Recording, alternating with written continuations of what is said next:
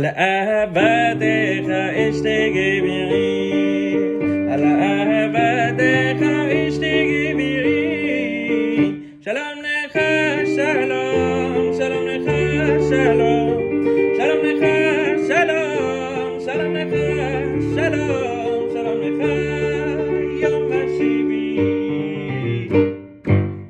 Cette semaine, la Zmira de Al-Ahavat-Echa, une Zmira que l'on doit à Rabbi Yehuda Levi, un rave dont on a précédemment abordé l'histoire dans l'épisode numéro 5, qui traite de la Zmira de Yom Layabasha, cette fameuse Zmira qui nous parle de la traversée de la mer Rouge. Donc pour rappel, Rabbi Yehuda Levi, né à la fin du XIe siècle dans la ville de Tolède, en Espagne, un incroyable érudit, élève du Rif notamment, et qui fut surtout l'auteur d'un des plus grands ouvrages de la philosophie juive, le Kuzari. Mais l'élément biographique que je souhaitais mettre en lumière avec vous cette fois-ci, c'est son amour inconditionnel et incroyable pour la terre d'Israël. Toute sa vie, Rabbi Yehuda Halevi a nourri l'espoir de pouvoir un jour fouler de ses pieds la terre promise. Et arrivé au crépuscule de ses jours, il a donc justement quitté l'Espagne, fait escale en Égypte, où il a rejoint la terre d'Israël à pied en traversant le désert, là-bas où ses traces furent perdues.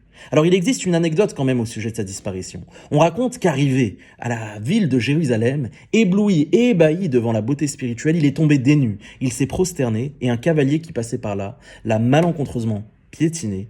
Et Rabbi Yehuda Halevi a rendu l'âme sur le coup. Cette histoire vient illustrer son amour profond, jusqu'à son âme qu'il exprimait vis-à-vis de la terre d'Eretz Israël et de Yerushalayim.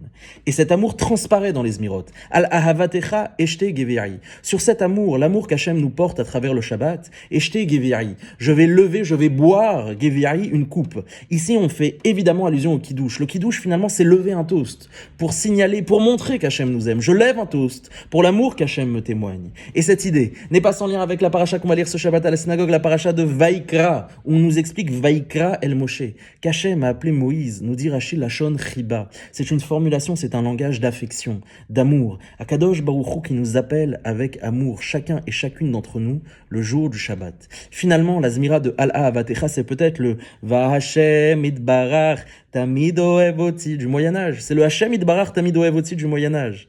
Be'ezrat Hashem, qu'on puisse mériter, prendre conscience de l'amour qu'Hachem nous témoigne. Enfin, je voudrais terminer en dédicaçant cette Zmira à mon épouse, puisque cette Zmira n'est rien d'autre que sa Zmira préférée. Allah